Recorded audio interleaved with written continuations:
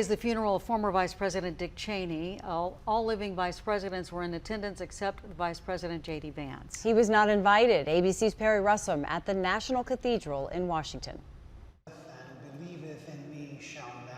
At the National Cathedral in Washington, D.C., the funeral of former Vice President Dick Cheney.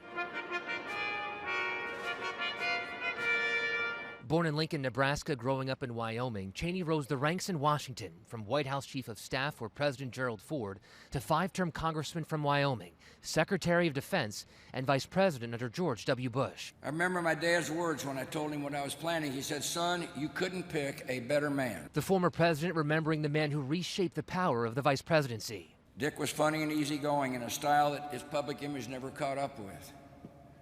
Though we can all agree he wasn't your standard issue politician.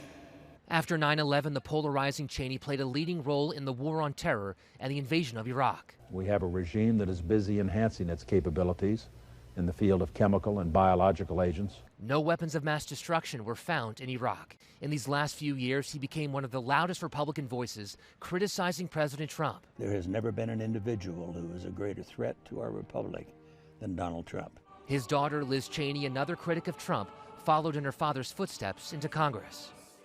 President Trump and Vice President J.D. Vance were not invited to today's funeral. All other living vice presidents were invited, including Mike Pence, Trump's first VP. Perry Russum, ABC News, Washington.